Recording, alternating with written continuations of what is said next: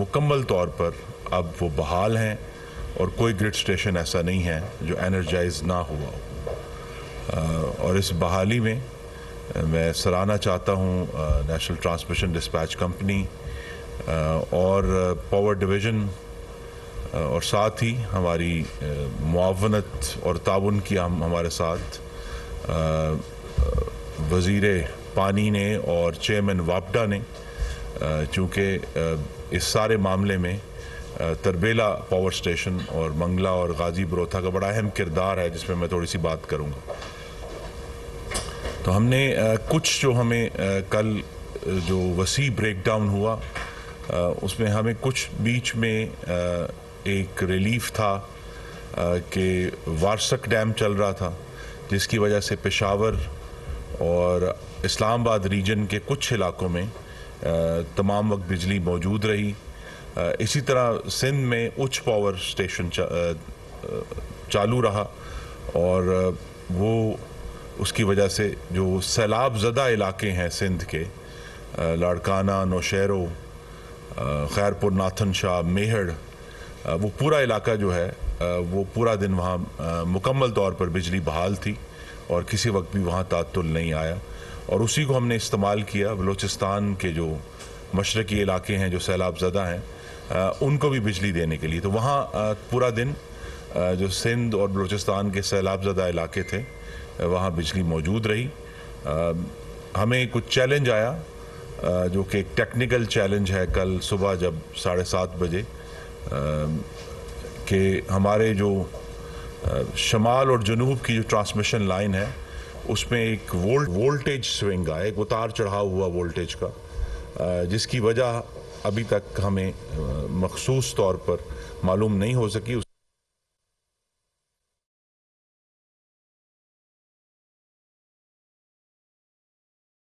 ख़वातीन-ओ-ज़ात 1112 grid station हैं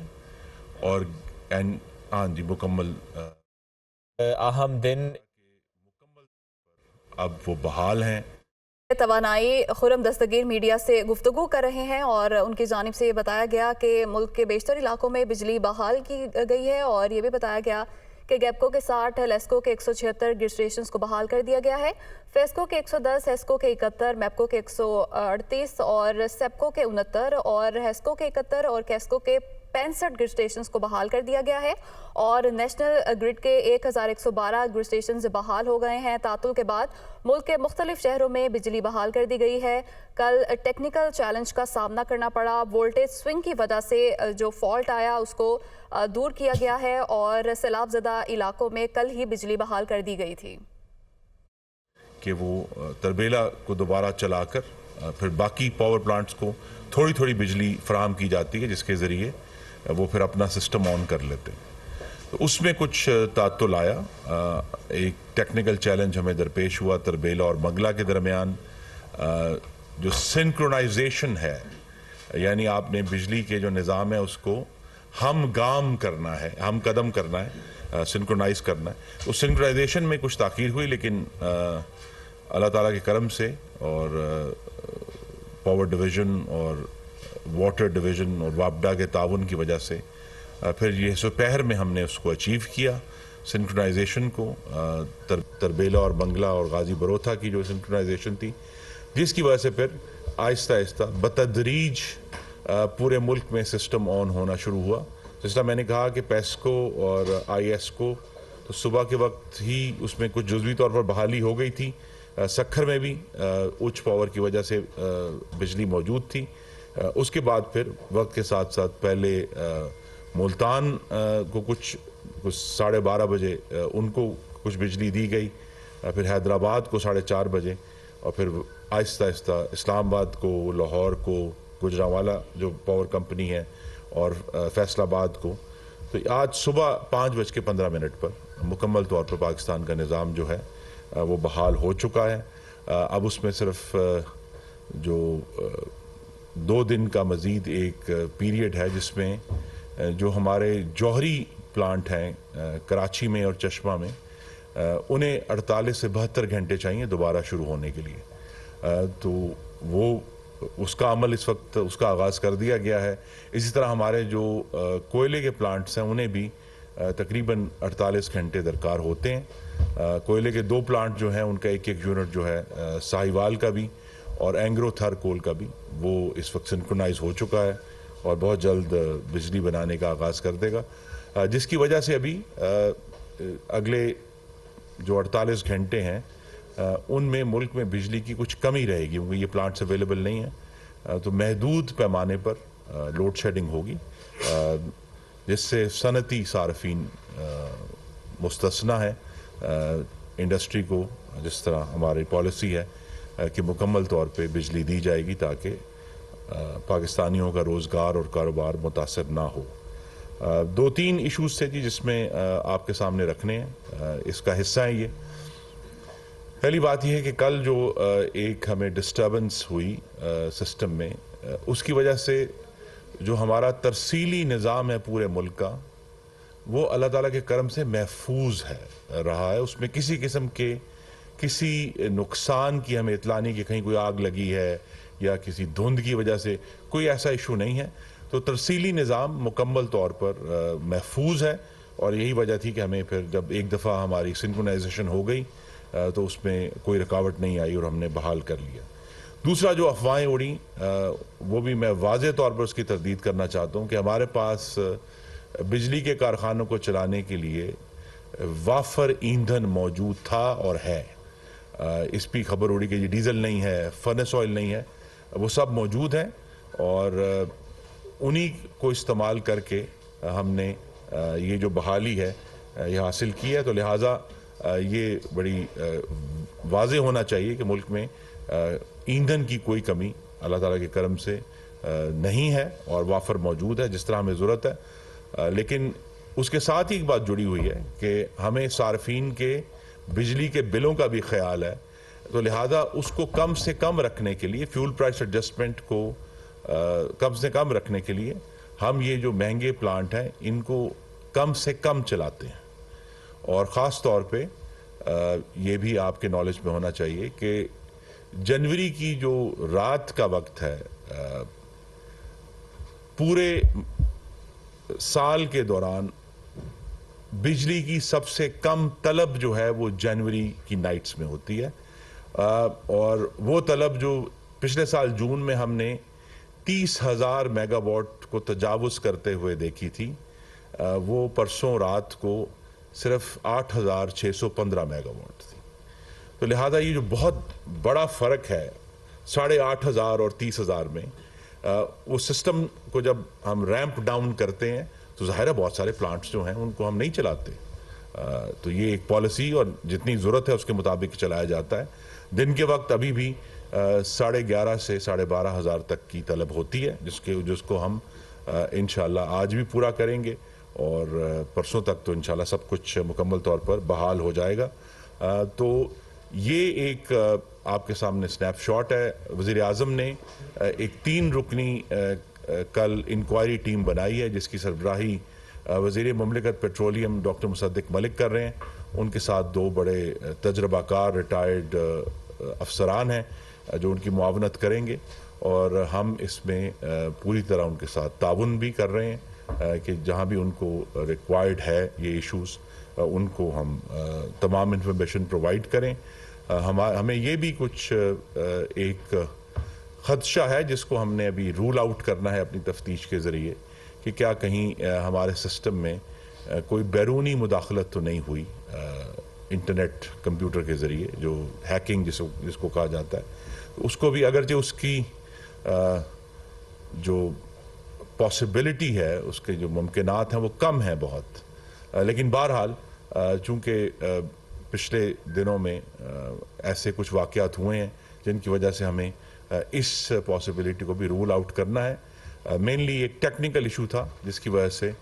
پورے ملک میں ایک وسیع بریک ڈاؤن ہوا. اب اس کو بحال کر دیا گیا ہے اور آنے والے چند گھنٹوں میں ہم دیکھیں گے کہ وہ مکمل طور پر اس کی بحالی ہو جائے گی. یہ جو کل کا بریک ڈاؤن ہے اور اس سے پہلے کی بھی ہمیں بہت سارے جو معاملات ہیں ان کا براہ راست تعلق ہے کہ 2018 سے 22 کے دوران ملک کا جو پاور کا نظام ہے، جنریشن کا بھی اور ترسیل کا بھی، اس ترقی دشمن اور سی پیک دشمن حکومت کی وجہ سے اس میں ان سسٹمز میں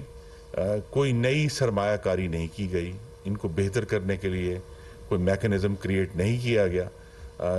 اس سے پہلے بھی چند مہینے پہلے بھی ایک محدود بریک ڈاؤن ہوا تھا جس کو ہم نے ملک کے شمالی حصے تک ہی محدود نہیں آنے دیا تھا اور وہ ساؤتھ تک محدود رہا تھا، تو یہاں محسوس نہیں ہوا کہ ایک بریک ڈاؤن ہوا ہے۔ اس کی بھی یہ وجہ تھی کہ کراچی میں ایک بہت ہی حساس جو ہمارے پلانٹس ہیں ان میں جب تفتیش کروائی گئی تو یہ پتہ چلا کہ پرانے کنڈکٹر لگا دیے گئے تھے 2019 میں، جو کہ 20 سال پرانے تھے اور خستہ حال تھے، اور وہ جب ایک ایسا موقع آیا تو وہ بریک ڈاؤن ہوا۔ یہ صرف ایک مثال ہے، تو ہمیں روزانہ ایسے ایشوز کا سامنا ہے، تو لہٰذا ہم کوشش یہی کر رہے ہیں کہ نہ صرف جو بجلی کی جنریشن ہے جس میں زیادہ انٹرسٹ پایا جاتا ہے میڈیا کا بھی اور عوام کا بھی، لیکن جو ترسیل کا نظام ہے وہ بھی اتنا اہم ہے۔ ہم نے اس سے کل کے واقعے سے بہت سبق بھی سیکھے ہیں، جو کہ آج کچھ وقت کے بعد میں وزیر اعظم کو براہ راست رپورٹ کروں گا، لیکن اللہ تعالیٰ کا بہت کرم ہے کہ اب بجلی کا نظام مکمل طور پر بحال ہے اور اس کی ہم نگرانی کر رہے ہیں اور اس بات کو یقینی بنا رہے ہیں کہ ایسا واقعہ انشاءاللہ اب دوبارہ نہ ہو، اور وہ جو انویسٹمنٹس ہمیں کرنی ہے نہ صرف لائنیں بچھانے میں بلکہ ان کی سیفٹی کے لیے وہ ہم کریں۔ اس وقت پاکستان میں جو سیفٹی کا واحد میکنزم ہے وہ جو سی پیک کے تحت لاہور مٹیاری لائن بچھائی گئی تھی ہائی وولٹیج، اس کے اندر کچھ پروٹیکشن میکنزم ہے جس کا ہم نے اکتوبر میں فائدہ بھی اٹھایا تھا اور وہ بریک ڈاؤن جو ہے اس کو ایک جغرافیائی طور پر محدود کر لیا تھا، لیکن یہ کہ اس کو ہمیں جو جدیدیت لے کر آنی ہے اس میں کچھ رکاوٹ آئی پچھلے 4 سال میں، لیکن اب اس میں جو ہمارے نیکسٹ منصوبے ہوں گے تو یہ سیفٹی میکنزم بھی اس بات کو یقینی بنانے کی کہ اگر ایسی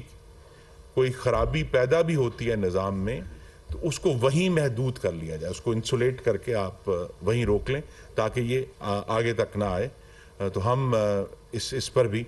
کوشاں ہیں اور اللہ تعالیٰ کے کرم سے تمام کراچی میں ہم جو ان کو 1100 میگا واٹ عام طور پہ روٹینلی دیتے ہیں وہ بھی انشاءاللہ ہم پرووائڈ کرنا شروع کر دیں گے، تو کراچی میں بھی مکمل طور پر بحالی بہت جلد ہو جائے گی۔ میں آپ کا بہت شکر گزار منسٹر صاحب یہ بتائیں کہ ابھی آپ نے جس طرح ذکر کیا 1112 آپ کے گریڈ اسٹیشنز ہیں، یہ گریڈ اسٹیشن سر آپ کے این ٹی ڈی سی کے، جی جی، ان سے صارفین کو لینا دینا اس ٹائم تک کچھ نہیں ہوتا جب آپ کی جو ڈسٹریبیوشن کمپنی ہے اس کی گریڈ اسٹیشن تک بجلی نہ جائے، کیا آپ کے سارے جو گریڈ اسٹیشن جو ڈسکلوز ہوتے ہیں آپ اس چیز کو شور کرتے ہیں کہ تمام صارفین کو ڈسکو لیول پر بجلی تقسیم کر کمپنی کی سطح پر ان کے گھروں میں بجلی جا رہی ہے؟ جی، جیسا میں نے کہا 5:15 بجے کوئٹہ الیکٹرک سپلائی کمپنی کو فائنلی ریسٹور کر دیا گیا تھا مکمل طور پہ، تو لہٰذا اب ڈسٹریبیوشن کے لیول پہ جہاں جو ہماری 10 ترسیل کار کمپنیاں ہیں پورے ملک میں وہاں تک بجلی پہنچا دی گئی ہے۔ اس میں صرف ایک نوٹ آف کوشن یہ ہے کہ جو روٹین کی لوڈ شیڈنگ ہے وہ جاری ہے، وہ تو ظاہر ہے اس میں کمی اور ختم نہیں ہوگی، تو لہٰذا اب اگر کوئی صارفین کو بجلی میں تعطل فیل ہوتا ہے تو وہ لوڈ شیڈنگ ہے، وہ اس بریک ڈاؤن کی وجہ نہیں ہے۔ رحیم صاحب نیوز 1 سے یہ بتائیے گا کہ آپ کے چھوٹے سے دور کے اندر 2 بریک ڈاؤن ہو چکے ہیں، کسی تہذیب یافتہ معاشرے میں ہوتا تو ابھی تک منسٹر ریزائن کر جاتا۔ آپ سے پچھلی دفعہ بھی یہی سوال ہوا تھا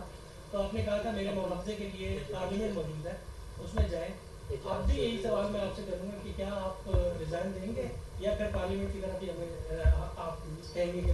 جی دیکھیے، مواخذہ تو ان کا ہونا چاہیے اور انشاءاللہ ہم کریں گے، جنہوں نے 4 سال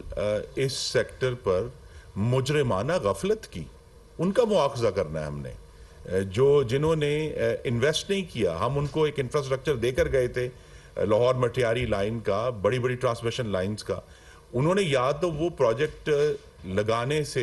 انکار کر دیا، جو کہ اب آ کر آپ اگر خبروں پر نظر دوڑائیں گے تو پچھلے 3 مہینوں میں ملک کے چاروں کونوں میں جا کر میں نے ट्रांसमिशन नई ट्रांसमिशन लाइंस और नए ग्रिड स्टेशंस की बुनियाद रखी है। ये ज़रूरी इसलिए है, 4 साल का तातुल इसलिए बर्दाश्त नहीं किया जा सकता क्योंकि की तवानाई की जो तलब है वो मुस्तकिल बढ़ रही है। आपने वक्त के साथ साथ जनरेशन में भी इजाफा करना है, ट्रांसमिशन में भी इजाफा करना है। तो अगर आप 4 साल रोक देंगे सारा काम और पीछे से तलब बढ़ रही है, और जैसे ही तलब जो है दोबारा ऑनलाइन आई है, एक ये भी वजह है कि 2 साल कोविड की वजह से जो बिजली की तलब थी वो छुपी रही, दबी रही। तो जैसे ही पिछले साल में 2022 में खास तौर पे गर्मियों में सिस्टम सारा ऑन हुआ है, तो वो 4 साल की नाअहली, नालायकी और मुजरमाना गफलत जो है वो आवाम के सामने खुलकर आ गई, और कल भी उसका एक नज़ारा आपने देखा है। सिस्टम अपग्रेड करते हैं इस वक्त, जो सिस्टम में सरमायादारी चाहिए मटियारी के अलावा, मजबूरी तौर पे बता सकते हैं कि इसमें कितनी इन्वेस्टमेंट इस वक्त फौरी तौर पे चाहिए? देखिए 80 अरब रुपए के प्रोजेक्ट्स की का संगे बुनियाद तो मैंने पिछले चंद महीनों में रखा है। मतलब इस्लामाबाद के करीब जो है मायरा ग्रिड स्टेशन, जो बहुत पहले बन जाना चाहिए था, क्योंकि उसने सारी जो शमाल से आने वाली नई पन बिजली होगी उसको वहाँ उसने आके गैदर होना है, उसका कोई इंतज़ाम नहीं किया गया। इसी तरह सीपैक के तहत जो है और दूसरे जो प्रोजेक्ट्स हैं दियामीर भाषा और दासू के लिए, उसके लिए बानसहरा में एक बहुत बड़ा ग्रिड स्टेशन बनना है, जिसका इंशाल्लाह संगे बुनियाद वज़ीर-ए-आज़म रखेंगे चंद हफ्तों के बाद। इसी तरह जो है हमने जहाँ मीरपुर ख़ास में नए ग्रिड स्टेशन का आगाज़ करना है, ज़ोब में करना है, मैं फैसलाबाद में और लाहौर में नए ग्रिड स्टेशन। ये नए ग्रिड स्टेशन वो हैं जो बहुत 4 साल पहले के प्लान थे, उनके ऊपर कोई काम नहीं किया, और अब आकर हमने दोबारा उनके ऊपर वो काम शुरू किया है, उसको पुश किया है। तो ये जब ग्रिड स्टेशन जो हैं वो वक्त के साथ इंशाल्लाह अगले 24 से 36 महीनों में ऑनलाइन आएंगे, तो सिस्टम की, जिसे हम अंग्रेजी में कहते हैं रोबस्टनेस, उसके अंदर जो ताकत है वो बहुत ज़्यादा पहले से बढ़ जाएगी। जी जी सर, पूरी दुनिया में इंटरनेशनल स्टैंडर्ड मौजूद होते हैं, क्या हमारे सिस्टम में वो स्टैंडर्ड मौजूद क्यों नहीं है? जब ब्रेक डाउन होता है तो हमेशा आपके दौर में भी 2 दफा ही हो चुका है और पूरा मुल्क मुतासर होता है। क्यों नहीं होता कि जहाँ खराबी हो वहाँ ही ब्रेक डाउन हो, पूरा मुल्क क्यों बंद हो जाता है? जी, यही मैंने अर्ज़ किया है कि ये इसके लिए जो इंसुलेशन मैकेनिज़्म है, जो प्रोटेक्टिव रिलेज हैं, वो सिर्फ लाहौर मटियारी लाइन में मौजूद हैं, बाकियों में हमें इन्वेस्टमेंट करनी है। और इसी तरह जो कल का एक सबक ये है कि सिर्फ तरबेला के ऊपर मुकम्मल तौर पर अब इतना बड़ा सिस्टम चूँकि वसी हो रहा है और इंशाल्लाह वसी होगा, तो इस वसी सिस्टम में हमें मुल्क के वस्त में भी, जिसे टेक्निकल ज़बान में कहते हैं जी ब्लैक स्टार्ट, यानी वो पावर प्लांट्स जो आज खुद शुरू हो सकें, वो मुल्क के वस्त में भी एक फैसिलिटी अभी हम उसकी प्लानिंग और प्रपोजल बना देंगे, जिसको इंशाल्लाह अगली हुकूमत में मुकम्मल करेगी। वो यही है कि मुल्क के वस्त में भी एक ब्लैक स्टार्ट फैसिलिटी होनी चाहिए, ताकि इससे पहले कि तरबेला ऑन हो, हमारे पास 2 जगहों से हम, क्योंकि अगर आप गौर करेंगे तो मुल्क में जो बिजली की पैदावार है वो शमाल और जनूब में कॉन्सनट्रेटेड है, बीच में एक स्पेस है खाली जिसमें ट्रांसमिशन लाइंस है, तो दरमियान में भी एक स्पेस चाहिए। ये एक टेक्निकल बात है, इसका हम इंशाल्लाह हमने इस काम शुरू कर दी। साहब, इसमें कोई शक नहीं कि आप ऑनेस्ट मिनिस्टर हैं, वो आप फॉरेन अफेयर्स में हों, डिफेंस में हों या अब हैं, लेकिन अभी आपने एक सवाल के जवाब में कहा कि जो थे शैतान इमरानी की वजह से प्रॉब्लम है। जब आप 2013 में पीपल्स पार्टी की हुकूमत गई थी तो आप कहते थे राजा रेंटल की वजह से प्रॉब्लम है। आपने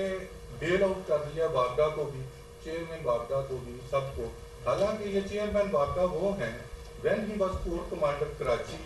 तो इन पे 300 बिलियन रुपीस की करप्शन का इल्जाम था और जनरल रहीम शरीफ ने 10 अरब रुपीस इन पे फाइन करके इनको वोटों से हटाया और रिटायर किया। और इसी तरह जनरल सलीम थे, वो लाहौर के कोर कमांडर थे। तो आप कैसे कह सकते हैं कि ये इन्होंने और ऑनेस्टी से काम किया है, और ये फेलियर आप पिछली गवर्नमेंट फिर उससे पिछली गवर्नमेंट पे डाल रहे हैं? नहीं, देखिए, पहली बात तो यह है कि मेरा काम किसी को भी अखलाकी सर्टिफिकेट बांटना नहीं है। मैंने आपसे सिर्फ अपना कल का तजर्बा जो है वो शेयर किया है कि हमें जब तरबेला اور منگلا اور غازی بروتھا سے جس قسم کی کوارڈینیشن چاہیے تھی اس کو فراہم کرنے میں چیئرمین وابڈا نے اپنا کردار ادا کیا. تو لہٰذا چونکہ وہ ایک ہم پوری کوشش یہ کر رہے تھے کہ کم سے کم وقت میں عوام کو جو تکلیف ہوئی ہے اس کو دور کریں, تو لہٰذا اس میں انہوں نے کردار ادا کیا. تو میں کسی کو اخلاقی سرٹیفکیٹ نہیں دے رہا. اگر کوئی پرانے ایشوز ہیں وہ قائم ہیں اور ان پر انویسٹیگیشن ہونی چاہیے. دیکھیے ابھی تک ہم نے یہ دیکھا ہے, اور یہ آپ سے بھی میری استدعا ہے کہ آپ حقائق پر اس کو جج کریں خود بھی, کہ پاکستان کا جو انفراسٹرکچر ہے اس کو بنانے میں اور لگانے میں محمد نواز شریف کا سب سے بڑا کردار ہے. وہ چاہے بجلی ہے, وہ چاہے سڑکیں ہیں, وہ چاہے بندرگاہیں ہیں, وہ چاہے ہمارا ڈیفنس کا نظام ہے, ہر چیز میں جو انویسٹمنٹ ہوئی ہے پاکستان میں انفراسٹرکچر میں, وہ مسلم لیگ نون کے دور میں خاص طور پہ 2013 سے 18 کے دوران ایک بہت بڑا ہم نے جمپ لیا ہے, ہم آگے بڑھے ان تمام پروجیکٹس میں. یعنی اب انسان جو ہے وہ اس سے کام جاتا ہے کہ اگر لاہور میں ٹیاری لائن نہ ہو تو ہم کس طرح بجلی کا نظام جو ہے اس کو چلائیں گے. تو یہ جو سارا انفراسٹرکچر ہے یہ ہمارا بنایا ہوا ہے اللہ تعالیٰ کے کرم سے. یہ ترقی جو ہے محمد نواز شریف کے ہاتھوں سے ہوئی ہے. ایون میں آپ سے شیئر کر سکتا ہوں کہ ابھی آج کل جو ہماری بنیاد ہے پن بجلی کے علاوہ, وہ پاکستان کے جوہری پلانٹ ہے کراچی کے K2 اور K3 جس کے سنگ بنیاد نواز شریف نے رکھا ہوا ہے, اور آج وہ انتہائی کامیابی سے چل رہے ہیں. وہ بڑی ان کی سٹیبل جو ہے, یعنی ان کی طرف سے ہمیں کبھی کوئی ایشو نہیں آیا, اور انشاءاللہ جیسا میں نے کہا وہ اگلے 48 گھنٹے میں وہ بھی آن ہو جائیں گے. تو اس طرح کی بہت ساری باتیں ہیں جس کی وجہ سے ہم یہ کہتے ہیں کہ کسی کو بیل آؤٹ نہیں دے رہے. ہمارا کام تو پاکستان کی ترقی کرنا ہے اور اس کو سنوارنا ہے اور آگے لے کر جانا ہے, اور وہ پہلے نواز شریف اور اب شہباز شریف کی قیادت میں ہم کر رہے ہیں. جناب سر ایک تو یہ کہ آپ نے جو MD لگایا ہوا ہے جی جی NTPC کا, جی آپ کو پتہ ہے کہ وہ ان شاید آپ کے نالج میں نہ ہوا, پر وہ ISCO سے نکالے گئے تھے, اور انہوں نے منٹس جو تھے ٹیمپرنگ کی بھی بورڈ کے منٹس میں. تو اور ETB میں بھی ان کے ایسے ایشوز ہیں جس کی وجہ سے پھر ان کو چھوڑ کے جانا پڑا. ایک ان کا, اور دوسرا جو بنات والا صاحب ہے وہ ایز بورڈ ممبر انہوں نے اپنی ہی سلیکشن DMD کروائی, بعد میں جو سسٹم آپریٹرز لگے, اور اس پہ جو ہے وہ اسٹینڈنگ کمیٹی جو سینٹ ہے اس نے بار بار کہا کہ ان کے خلاف انکوائری کرے. میرے خیال میں شاید منسٹری کر بھی رہی تھی انکوائری, میں نے کچھ چیزیں دیکھی ہیں, تو ان پہ سر اپڈیٹ کیا ہے. اور ان کا MD صاحب کا جی MD صاحب کو 6 مہینے کے لیے لگایا گیا تھا. ان کی مدت جو ہے وہ 7 جنوری کو ختم ہو گئی تھی, تو وہ MD نہیں تھے کل. وہ 7 جنوری کے بعد سے MD نہیں ہے. ان قریب ایک پروسیس کے ذریعے نئے MD کا تقرر ہو جائے گا, تو پھر ہم آگے بڑھیں گے. دوسرے صاحب ہیں وہ بنات والا صاحب, ان کے بارے میں بھی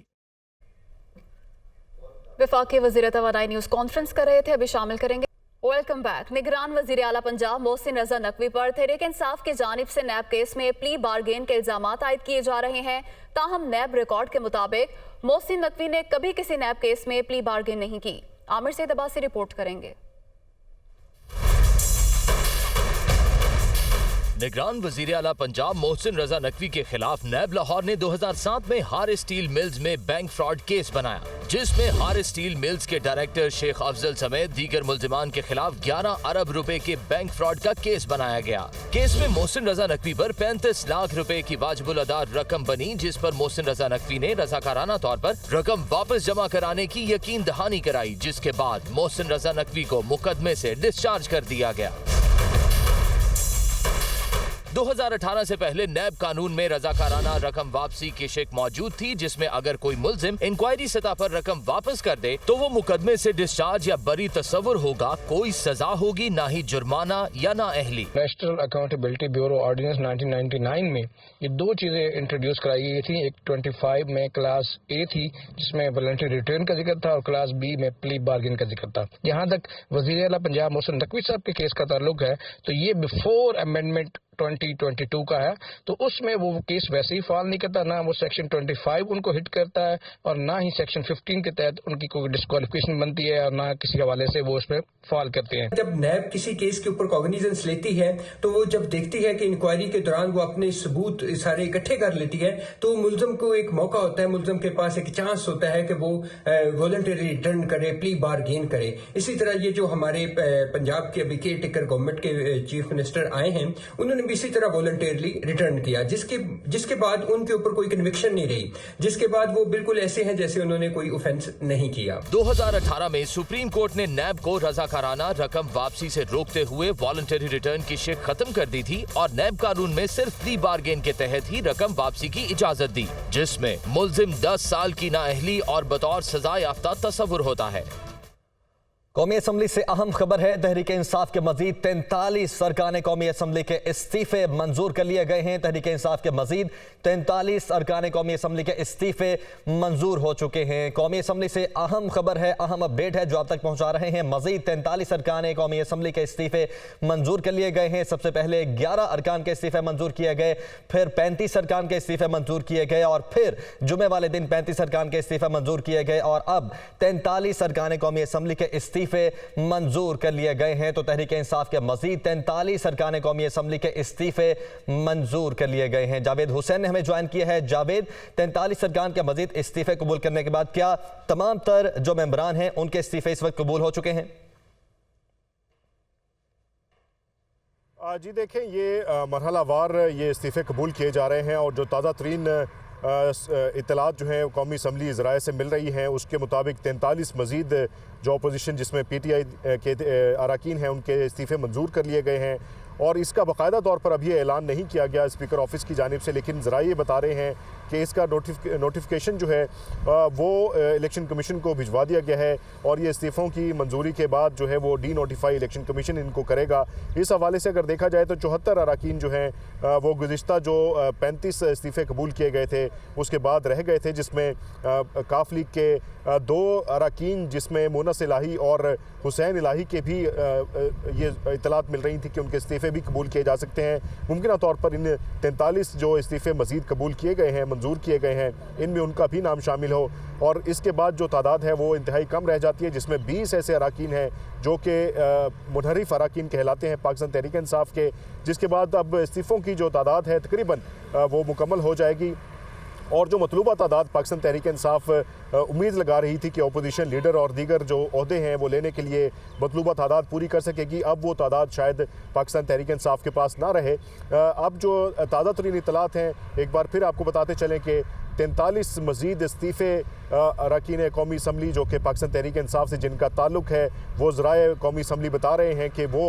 मंजूर कर लिए गए हैं। जी जावेद हुसैन, आप साथ ही मौजूद रहिएगा। ब्यूरो चीफ इस्लामाबाद अदील वड़ाइश ने भी हमें ज्वाइन किया है। अदील, 43 अरकान कौमी असम्बली के इस्तीफे मंजूर कर लिए गए हैं, जो इस्तीफे अब वापस लेना चाह रहे थे, आप क्या समझते हैं सियासी तौर पर PTI को इसका फ़ायदा होने जा रही है, नुकसान? देखिए, पाकिस्तान तहरीक इंसाफ तो अब वापस आना चाहती थी और पाकिस्तान ये इस्तीफे मंजूर होने से कबल इलेक्ट्रॉनिकली एक डॉक्यूमेंट्री एविडेंस के साथ स्पीकर को ये कह दिया कि ये इस्तीफे मंजूर ना किए जाएं, जिसके बाद ये इस्तीफे मंजूर किए गए। जो पहले इस्तीफे मंजूर हुए उनके स्टेटस में और इन इस्तीफे जो मंजूर होने वाला जो मामला है इसके स्टेटस में फर्क मालूम होता है और उसकी रीजन ये है कि ये मामला आगे अदालत में भी जा सकता है, क्योंकि लीडर ऑफ अपोजिशन का आगे इंतखाब होना है। लीडर ऑफ अपोजिशन के लिए पाकिस्तान तहरीक इंसाफ वापस आना चाह रही थी। आगे एक बड़ा आईनी अमल है आम इंतखाबात के लिए, उसमें वो प्रोसेस शुरू होना है, तो उसके लिए ये मामला अदालत में जाता नजर आ रहा है। उसकी रीजन ये है, यही वजह है कि पाकिस्तान तहरीक इंसाफ ने एक डॉक्यूमेंट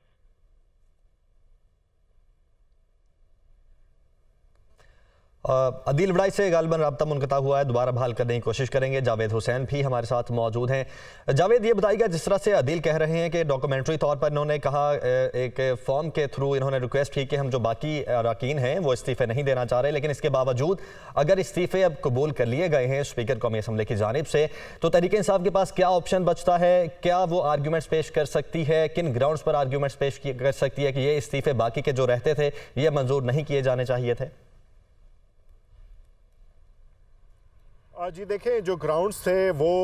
एक टेक्निकल बुनियादों पर उन ग्राउंड्स को ख़त्म किया गया और हमने देखा कि गुज़िश्ता रोज़ भी जब पाकिस्तान तहरीक इंसाफ के अरकान कौमी असम्बली पहुँचे ये दरख्वास्त देने के लिए कि उनके इस्तीफ़े मंजूर ना किए जाएँ तो उनको दरवाज़े बंद मिले और यही मुमकिन तौर पर एक वजह जो है वो सामने आ सकती है कि कौमी असम्बली चूँकि बंद थी और इस दौरान जो दरख्वास्त दी गई वो स्पीकर तक नहीं पहुँच सकी, इसलिए उस पर गौर नहीं किया जा सका। यही वजह बनाई जाएगी और उसके बाद जो इंटेंशनली समझा जा सकता है कि जो स्पीकर हैं या हुकूमत है, इत्तेहादी हुकूमत है, वो भी नहीं चाहती कि पाकिस्तान तहरीक इंसाफ के अरकान वापस असम्बली में आए, इसलिए ऐसी सूरत हाल पैदा की जा रही है। और अब जैसा कि अब ठीक, जावेद आप साथ ही रहिएगा। आदिल वड़ाइच ने एक बार फिर से हमें ज्वाइन कर लिया है। आदिल बताइएगा, पाकिस्तान तहरीक इंसाफ की जानिब से जो डॉक्यूमेंट में रिक्वेस्ट भेजी गई थी वो किस तरह से भेजी गई थी और क्या वो स्पीकर तक उनकी रिक्वेस्ट पहुंच सकी थी या नहीं पहुंच सकी थी? देखिए, असद उमर की जानिब से जो ट्वीट किया गया था उसमें उन 44 अरकान के नाम थे बीच में और साथ ही उन्होंने अपने ट्वीट में कहा था कि स्पीकर को ईमेल के जरिए इन अरकान ने बता दिया है कि इनके इस्तीफे मंजूर ना किए जाएं। तो अब चूंकि जिस तरह जावेद भी बता रहे हैं कि गुज़िश्ता रोज से कौमी असम्बली सेक्रेटेरिएट बंद है, पार्लियामेंट हाउस ही बंद है, लेकिन ये कोई ऐसा आर्गूमेंट नहीं है कि जिसकी बुनियाद पर ये गवर्नमेंट की जानिब से या स्पीकर ऑफिस की जानिब से कल को अदालत में जाके कहा जा सके जी हमें मालूम नहीं था। अगर ये इस्तीफे मंजूर होने से कबल ये ईमेल उन तक पहुंच चुकी और अरकान ने कहा कि ये इस्तीफे हमारे नहीं हैं, हम वापस आना चाहते हैं, तो ऐसी सूरत में ये मामला अदालत में जाता दिखाई दे रहा है। उसकी रीजन ये है कि इस वक्त जो राजा रियाज ग्रुप है और जो लीडर ऑफ अपोजिशन का उनके पास ओहदा है, हुकूमत पर उनकी जानिब से भी एक दबाव भी डाला गया कि देखें अगर पाकिस्तान तहरीक इंसाफ जो मेन जमात के तौर पे वापस आती है और ये ओहदा उनसे छिन जाएगा और आगे जो तमाम अवामिल जो एक आईनी प्रोसेस है वो पूरे होने हैं, तो उसमें उनकी जानिब से मुतालबा किया जा रहा था कि लीडर ऑफ अपोजिशन उनकी जानिब से उनका नहीं होना चाहिए। तो यही वजह है कि हुकूमत की जानिब से खुद इस मामले पे यूटर्न भी लिया गया जब हुकूमत ये कह रही थी कि लोग इंडिविजुअली आए और ये मुतालबा किया जा रहा था कि मुज़ाकरात भी तभी शुरू होंगे जब पाकिस्तान तहरीक इंसाफ पार्लियामान में वापस आएगी। लेकिन एक मरतबा 35 इस्तीफे मंजूर किए गए, फिर 35 इस्तीफे मंजूर किए गए और आज जो इस्तीफे मंजूर किए गए, ये सबसे ज्यादा तादाद में जो इस्तीफे मंजूर किए गए हैं, उसकी बड़ी वजह तो यही है कि हुकूमत ने तय कर लिया कि पाकिस्तान तहरीक इंसाफ जो है वो किसी सूरत ऐवान में ना आए और ना ही। अच्छा आदिल, अगर अदालत में जाती है पाकिस्तान तहरीक इंसाफ तो क्या ये जो 43 इस्तीफे हैं यही रिवर्स होंगे या जो बाकी 79 हैं या पहले 11 पर तो इलेक्शन हो चुके, 9 सीटों पर इलेक्शन हुए, तो जो बाकी 35 और 35 70 बनते हैं वो भी रिवर्स हो सकते हैं किसी सूरत में? देखिए, जिन हलकों में तो ज़िमनी इलेक्शन हो गए, जो 9 हलके थे वो मामला तो खत्म हो गया, लेकिन उसके बाद 35 और उसके बाद 35 और अब 43 अगर रेजिग्नेशन इनकी एक्सेप्टेंस का मामला है तो इसमें जो सबसे आखिर में इस्तीफे मंजूर हुए हैं इसमें पाकिस्तान तहरीक इंसाफ का केस बड़ा वाज़ेह है। लेकिन अगर पाकिस्तान तहरीक इंसाफ पहले मंजूर होने वाले 70 इस्तीफों पर भी कोई स्टैंड लेना चाहती है तो उसमें भी फिर उसे मैलाफाइडी या बदनीयती उसको एस्टैब्लिश करना होगी और पाकिस्तान तहरीक इंसाफ को ये एस्टैब्लिश करना होगा कि ये बदनीयती के तहत किए गए हैं, इससे पहले तो ये कर नहीं रहे थे। फिर अचानक ऐसा आखिर कौन सा प्रोसेस हुआ जिसके तहत स्पीकर ने इत्मीनान करने के बाद इस्तीफे मंजूर किए, तो ये मामला अदालत में अगर जाएगा तो यकीनन पहले से जो मंजूर शुदा 70 इस्तीफे हैं उनके मामले पर भी बात की तरफ जाता दिखाई दे रहा है। बहुत शुक्रिया। ब्यूरो चीफ आदिल वड़ाइच और जावेद हुसैन हमारे साथ मौजूद थे।